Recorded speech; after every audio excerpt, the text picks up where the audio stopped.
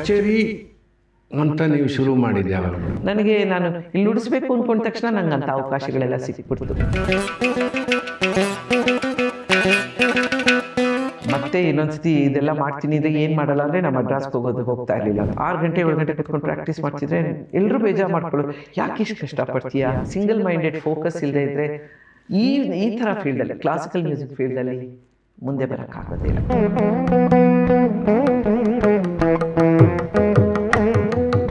So ಮದುವೆ ಆದಮೇಲೆ ಸುದಿ ಅವರ ರಿಯಾಕ್ಷನ್ ಹೇಗೆ music? Sudhi always has loved music and also we are all very young when we married.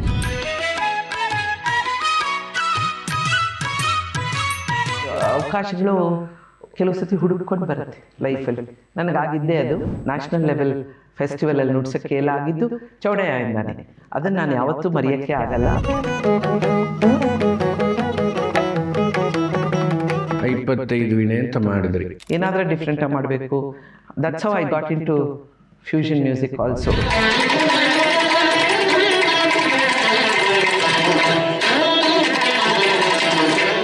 So ನಿಮ್ಮ journey ಅಲ್ಲಿ ರಾಜಾರಾಯರಾಯಿತು ಮತ್ತು ವಿದ್ವಾನ್ ಚಿಟ್ಟಿ ಬಾಬುರ ಆಯಿತು. ಸೊ ಆ ಕಲಿಕೆಯಲ್ಲಿ ಡಿಫ್ರೆನ್ಸು ನೀವು ಹೇಳಿದ್ರಿ, ಅದೊಂಥರ ಸ್ಟ್ರಿಕ್ಟು ಹಳೇ ಕಾಲದವ್ರು. ಅವರು ಅವಾಗೆಲ್ಲ ಹಂಗೆ ತಾನೆ, ಗುರುಗಳು ಅಂದರೆ ಅವ್ರು ಏನು ಹೇಳ್ಕೊಟ್ರೋ ನಾವು ಅಷ್ಟೇ. ಇಲ್ಲ, ನಮ್ಮ ಗುರುಗಳು ಹಾಗೆ ಮಾಡೋರು. ಒಂದು ತಪ್ಪು ನುಡ್ಸಿದ ತಕ್ಷಣ ಹೋಗು ಮನೆಗೆ ಅನ್ನೋರು. ಯಾಕೆ ಸರ್ ಅಂತ ಯಾರೋ ಕೇಳಿದೆ. ಅಲ್ಲಿ ಕ್ರಿಕೆಟ್ ಆಡ್ದಂಗೆ ಒಂದು ಸತಿ ಔಟ್ ಆದರೆ ಆಯಿತು, ಒಂದು 10 ಸತಿ ಹಂಗೆ ಮಾಡಿದ್ರೆ ನೆಕ್ಸ್ಟ್ ಅವರು ರೆಡಿಯಾಗಿ ಬರ್ತಾರೆ. ಕರೆಕ್ಟ್. ಸೊ ಅಲ್ಲಿಂದ ನೀವು ಕಚೇರಿ ಅಂತ ನೀವು ಶುರು ಮಾಡಿದ್ದೆ ಯಾವಾಗ? ಅಫ್ಕೋರ್ಸ್ ನೀವು ಅಕಾಡೆಮಿ ಬಗ್ಗೆ ಹೇಳಿದ್ರಿ, ಆದರೆ ಇಲ್ಲಿಂದ ಹತ್ರ ಹೋಗೋ ಹೊತ್ತಲ್ಲೇ ಮಾಡ್ತಿದ್ರಿ. ಅಂದರೆ ಇನ್ನೂ ಆಗ್ತಾನೆ ಶುರು ಮಾಡಿದ್ದೆ. ಒಂದು ಎಲ್ಲೋ ಸಣ್ಣ ಪುಟ್ಟ ಕಚೇರಿಗಳು ಮಾಡ್ತಿದ್ದೆ. ಸೀರಿಯಸ್ ಆಗಿ ಶುರು ಮಾಡಿದ್ದು ನಾನು 75 ಶುರು ಮಾಡಿದ್ದು ಕಚೇರಿ ಮಾಡೋಕ್ಕೆ ಅಂತ. 50 ವರ್ಷ ಆಯಿತು ಈಗ. 50 ವರ್ಷದಿಂದ ಕಚೇರಿ ಅಂದರೆ ನನಗೇನೆಂದರೆ, may be I was very lucky. I believe in this. ಒಂದು ಆರ್ಟಿಸ್ಟ್ ಮುಂದೆ ಬರಬೇಕಾದ್ರೆ ಅವಕಾಶಗಳು ಬರಬೇಕು. ನನಗೆ ನಾನು ಇಲ್ಲಿ ನುಡಿಸ್ಬೇಕು ಅಂದ್ಕೊಂಡ ತಕ್ಷಣ ನಂಗಂತ ಅವಕಾಶಗಳೆಲ್ಲ ಸಿಕ್ಬಿಡ್ತು.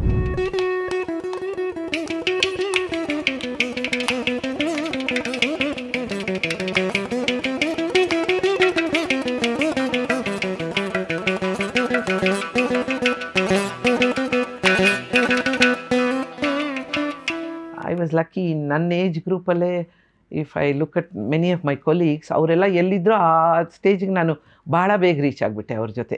ಏನು ಅವರೆಲ್ಲ ಚಿಕ್ಕ ವಯಸ್ಸಿಂದ ಕಚೇರಿ ಮಾಡ್ಕೊಂಡು ಬಂದಿದ್ದರು. ನನಗೆ ಎಕ್ಸ್ಪೀರಿಯೆನ್ಸ್ ಇರಲಿಲ್ಲ, ಬಟ್ ಬೇಕಾದಷ್ಟು ಕಚೇರಿಗಳಿಗೆ ಅವಕಾಶ ಸಿಕ್ತು ನನಗೆ. And also may be it was A novelty. ನಾನು ಮಡ್ರಾಸ್ಗೆ ಹೋಗಿ ಕಲ್ತಿದ್ದೆ. ಇವಾಗ ಎಲ್ಲರೂ ಹೋಗಿ ಎಲ್ಲಿ ಬೇಕಾದ್ರೂ ಹೋಗಿ ಕಲಿತಾರೆ. ಆಗಿನ ಕಾಲದಲ್ಲಿ ಇಟ್ ವಾಸ್ ಎ ನಾವೆಲ್ಟಿ. ನಾನು ಕಷ್ಟನೂ ಇಫ್ ಐ ಆಸ್ಕ್ ಮೀ, ನನ್ನ ಏನು ನಿನ್ನ ಜೀವನದಲ್ಲಿ ನೀನು ಮತ್ತೆ ಇನ್ನೊಂದ್ಸತಿ ಇದೆಲ್ಲ ಮಾಡ್ತೀನಿ ಇದೆ ಏನು ಮಾಡಲ್ಲ ಅಂದರೆ ನಾನು ಮಡ್ರಾಸ್ಗೆ ಹೋಗ್ತಾ ಇರಲಿಲ್ಲ ಅಂತ. ಬಿಕಾಸ್ ತುಂಬ ಕಷ್ಟ ಹೋಗಿ ಬರೋದು ಆಗ್ತಾನೆ. ಆಮೇಲೆ ತುಂಬ ಅಪೋಸಿಷನ್ ಎಲ್ಲ ಕಡೆಯಿಂದ ನನಗೆ, ನಮ್ಮ ಮನೆಯಲ್ಲೇ ಆಗಲಿ. ಆಮೇಲೆ ಈಗಿನ ಸುಲಭನೂ ಇರಲಿಲ್ಲ travelling. It was very tough. Second class train. ಆ ಟ್ರೈನ್ ವೀಣೆ ಏನು ತೊಗೊಂಡು ಹೋಗ್ತಿರಲಿಲ್ಲ. ಇಲ್ಲ, ಅಲ್ಲೇ ಒಂದು ವೀಣೆ ಇಟ್ಕೊಂಡಿದ್ದೆ. ಆದರೂ ತುಂಬ ಡಿಸ್ರಪ್ಟೆಡ್ ಲೈಫ್. ಆ ಒಂದು 2-3 ವರ್ಷ ತುಂಬ ಡಿಸ್ರಪ್ಟ್ ಆಯಿತು ನನಗೆ. ಕಷ್ಟನೂ ಇರುತ್ತೆ. ಆಮೇಲೆ ಎಲ್ಲರೂ, ನಮ್ಮ ಅಮ್ಮಂಗೆ ಇಷ್ಟ ಇರಲಿಲ್ಲ ನಾ ಮಾಡ್ತಾ ಇದ್ದಿದ್ದು. ಅವ್ರು ಪಾಪ ತುಂಬ ಸಪೋರ್ಟ್ ಮಾಡಿದ್ರು ಅವ್ರು ನನಗೆ. ಆದರೂ ಯಾಕೆ ಅಷ್ಟು ಕಷ್ಟಪಡಬೇಕು ನೀನು, ಅಷ್ಟು ದೂರ ಹೋಗಿ ಇಲ್ಲೇ ಒಂದು ಕೆಲಸ ಕೇಳಿದ್ರೆ ಆರಾಮಾಗಿ ಕೆಲಸ ಸಿಕ್ಕತ್ತೆ ನಿಂಗೆ, ಯಾಕೆ ಇಷ್ಟೆಲ್ಲ so opposition came in different ways. Not that ನಾನು ಸಂಗೀತ ಕಲಿಬಾರ್ದು ಅಂತ ಯಾರು ಹೇಳ್ತಾರೆ, ಯಾಕೆ ಕಷ್ಟಪಡ್ತೀಯಾ ಅಂತ. That was also becoming. ಯಾವಾಗಲೂ ಈ ಮನೆಯಲ್ಲಿ ಎಲ್ಲರೂ ನಿಂಗೆ ಯಾಕೆ ಮಾಡ್ತೀಯಾ. ಐ ರಿಮೆಂಬರ್ ತುಂಬ ಪ್ರಾಕ್ಟೀಸ್. ನಾನು when I was carrying Deepti 6 ಗಂಟೆ 7 ಗಂಟೆ ಕೂತ್ಕೊಂಡು ಪ್ರಾಕ್ಟೀಸ್ ಮಾಡ್ತಿದ್ರೆ ಎಲ್ಲರೂ ಬೇಜಾರು ಮಾಡ್ಕೊಳ್ಳೋದು, ಯಾಕೆ ಇಷ್ಟು ಕಷ್ಟಪಡ್ತೀಯಾ. ಬಟ್ ಆ ಗೋಲ್ ಇರಬೇಕು. ಸಿಂಗಲ್ ಮೈಂಡೆಡ್ ಫೋಕಸ್ ಇಲ್ಲದೆ ಇದ್ದರೆ ಈ ಥರ ಫೀಲ್ಡಲ್ಲಿ, ಕ್ಲಾಸಿಕಲ್ ಮ್ಯೂಸಿಕ್ ಫೀಲ್ಡಲ್ಲಿ ಮುಂದೆ ಬರೋಕ್ಕಾಗೋದೇ ಇಲ್ಲ, ಎಸ್ಪೆಷಲಿ ಪರ್ಫಾರ್ಮಿಂಗ್ ಆರ್ಟಿಸ್ಟ್. ನಾನು ಹೇಳ್ತಾ ಇರ್ತೀನಿ, ಆ ಟೈಮಲ್ಲಿ ಶಕ್ತಿ ಇದ್ದಾಗ ಅದು ಇನ್ಶೂರೆನ್ಸ್ದು ಪ್ರೀಮಿಯಂ ಕಟ್ಟಿದಂಗೆ ಎಷ್ಟು ಮಾಡಿದ್ರೆ, ಇವಾಗ it is paying the dividend ನಿಮಗೆ. ಇವಾಗ ನೀವು 8 hours ಮಾಡಲಿಕ್ಕಾಗಲ್ಲ, ಬಟ್ ಆ 1 hour 2 hours ಮಾಡಿದ್ರೆ ಅದು ಕೈಗೆ. ಈಗ it's more about thinking through what I want to do then the actual practice. But practice instrumentalist ನಿಂಗೆ ಗೊತ್ತಿರೋ ಹಾಗೆ ಮಾಡದೇ ಇದ್ರೆ ಆಗೋದೇ ಇಲ್ಲ. ಕ್ಲೋಸ್ ಫ್ರೆಂಡ್ ಅದು, ಬಿಡೋಕ್ಕಾಗದೇ ಇಲ್ಲ. ಅದು ಪಾರ್ಟ್ ಆಫ್ ಮೈ ಲೈಫ್.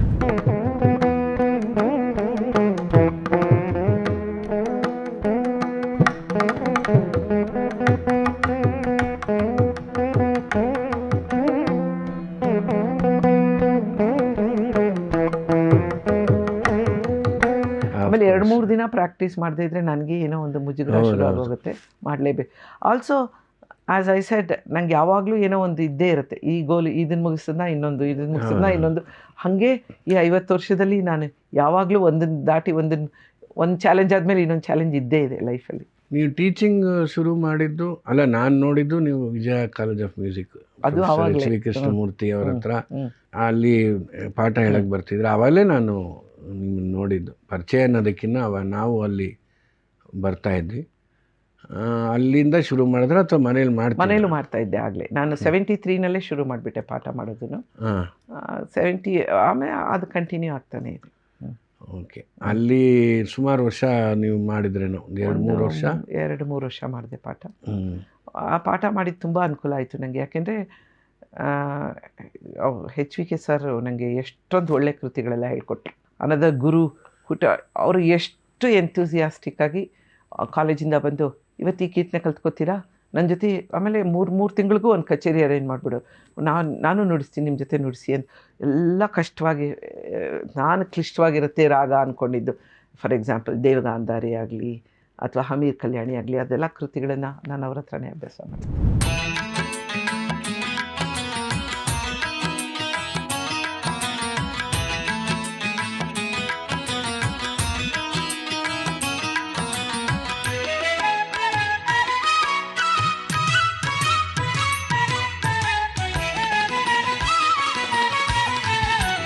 ಅವರು ಅಷ್ಟೇ ಬಂಡಲ್ ಆಫ್ ಆ್ಯಕ್ಟಿವಿಟಿ.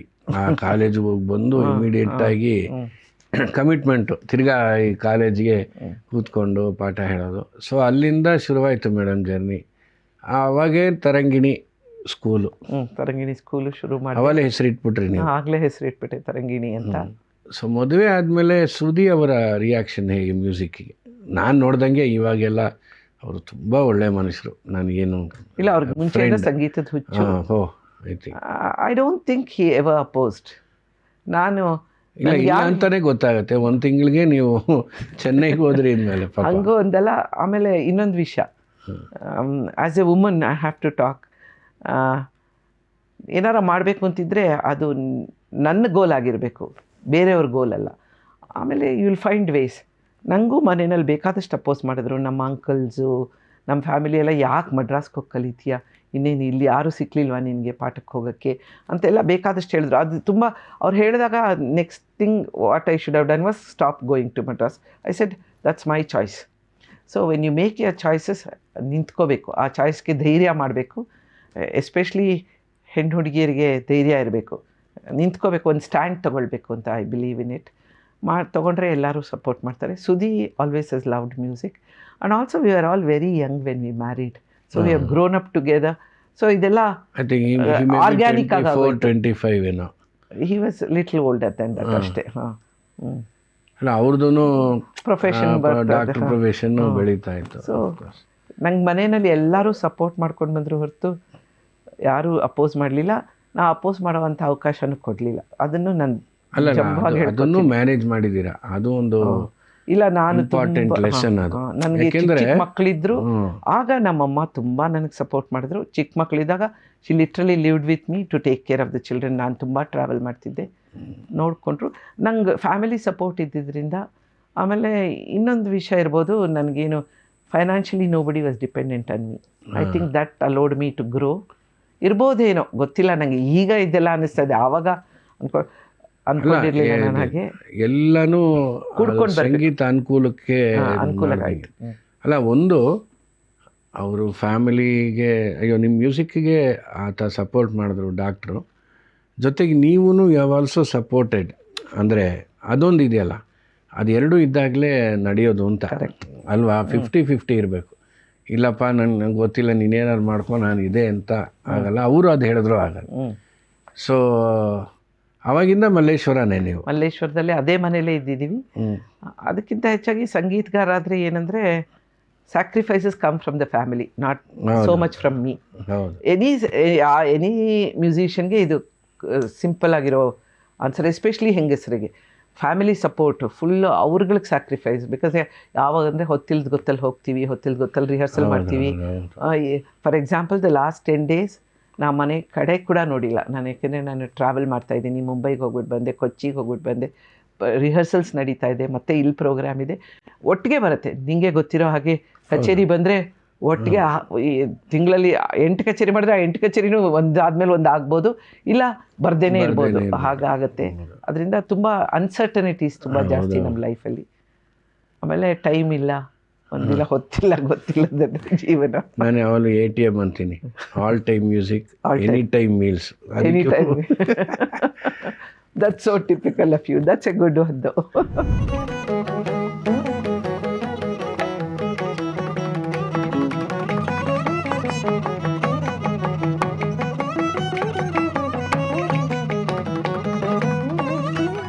ನೀವು ಈ ಸ್ಕೂಲು ಶುರು ಮಾಡಿದ್ರಿ, ನೂರಾರು ವಿದ್ಯಾರ್ಥಿಗಳು ಕಲಿಯೋಕ್ಕೆ ಶುರು ಮಾಡಿದ್ರು.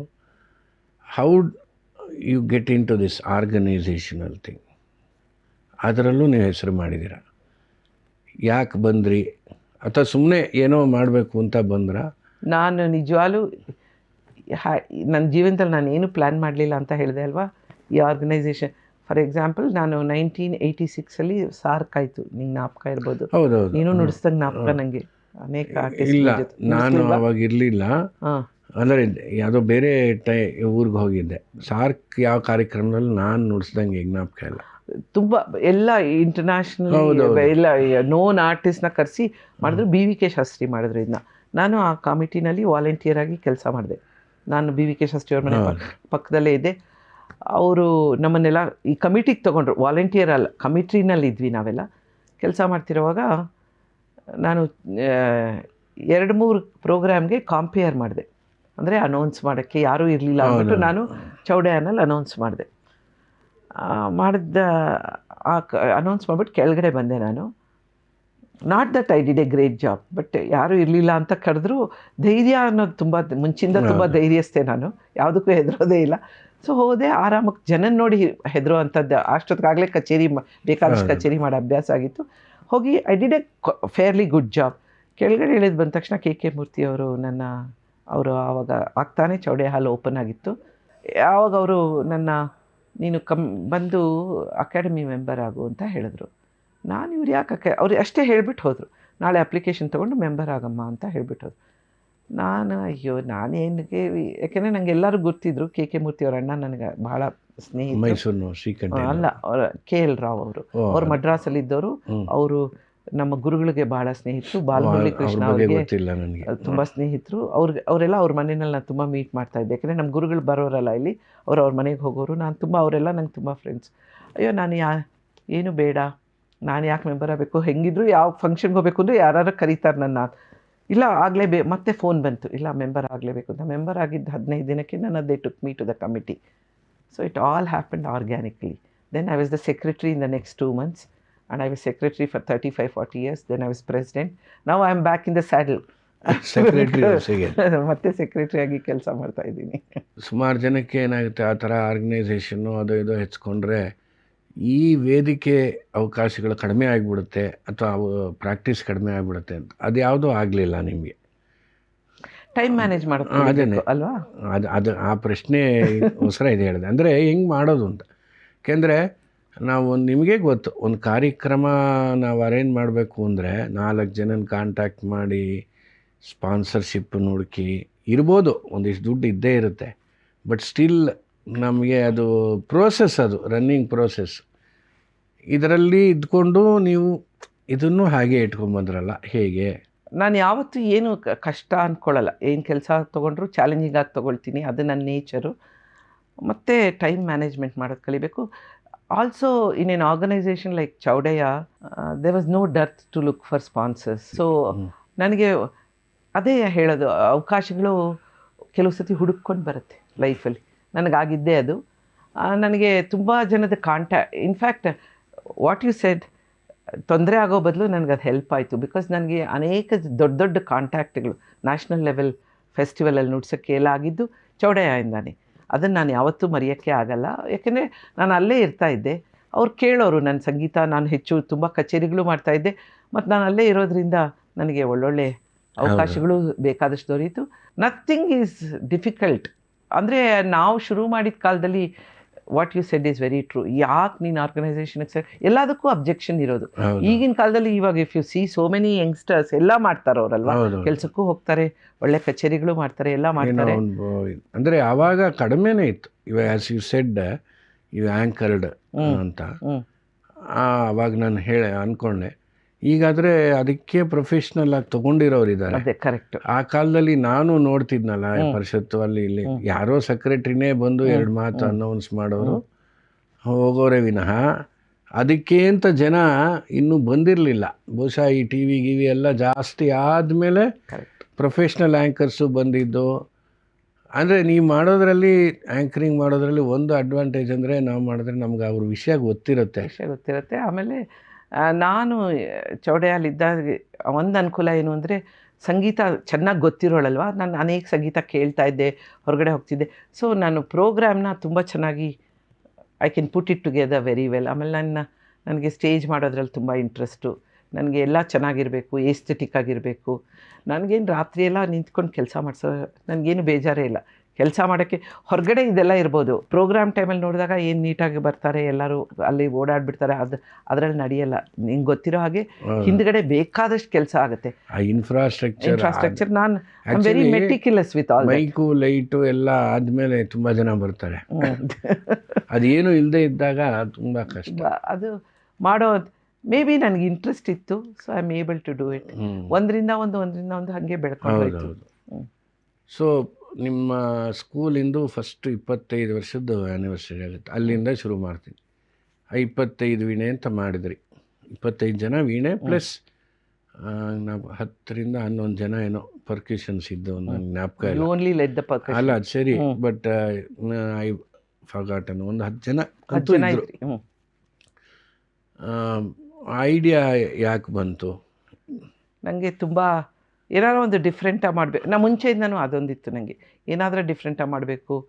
That's how I got into fusion music also with Vemu Mukunda in 76-77 ನಾನು ಕಚೇರಿ ಶುರು ಮಾಡಿದ ಟೈಮಲ್ಲೇ ನಾನು ಈ ಥರ ಬೇರೆಯವ್ರ ಜೊತೆ, ಬೇರೆ ವಾದ್ಯದವ್ರ ಜೊತೆ ಎಲ್ಲ ಕಾರ್ಯಕ್ರಮಗಳು, ಬೇರೆ ದೇಶದವ್ರ ಜೊತೆ ಎಲ್ಲ ಕಾರ್ಯಕ್ರಮ ಮಾಡೋಕ್ಕೆ ಶುರು ಮಾಡಿಬಿಟ್ಟೆ. ಆವಾಗಲೇ ಶುರು ಆಯಿತು. ಸೊ ನನಗೆ ತುಂಬ ಇಂಟ್ರೆಸ್ಟ್ ಇತ್ತು ಏನಾರು ಡಿಫ್ರೆಂಟಾಗಿ ಮಾಡಬೇಕು ಅಂತ. Of course you played a big part, you know, from composing time. ನಾನು ಕಂಪೋಸ್ ಮಾಡಿದಾಗಿಂದ ಫಸ್ಟ್ ಕೇಳಿದ್ದೆ, you only heard the first compositions. ಅಲ್ಲ, ಅದು ನಿಮ್ಮದೇ ಚಾಲೆಂಜು. ನಾನು ಇಲ್ಲ ನೀವೆಲ್ಲ ಇಲ್ಲದೆ ಇದ್ದಿದ್ರೆ ಆ ಕಾರ್ಯಕ್ರಮ ಆಗ್ತಾನೆ ಇರಲಿಲ್ಲ.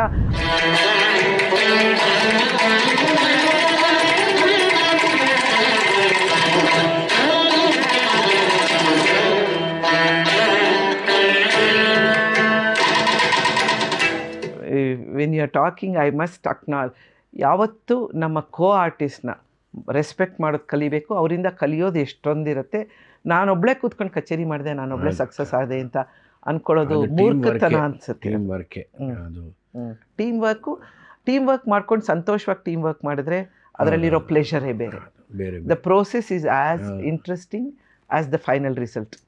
Weather it is 10 minutes concert or 3 hours, ಅದೊಂದು ಏನೋ ರ್ಯಾಪ್ ಬೆಳೆದ್ರೇ ಆಗೋದು. ಹೌದು ಮೇಡಮ್, ಅದು ತುಂಬ ಚೌಡಯ್ಯಲ್ಲೇ ಆಯಿತು. ನನಗೆ ಚೆನ್ನಾಗಿ ಜ್ಞಾಪಕ, ವೆಲ್ ಅಟೆಂಡೆಡ್.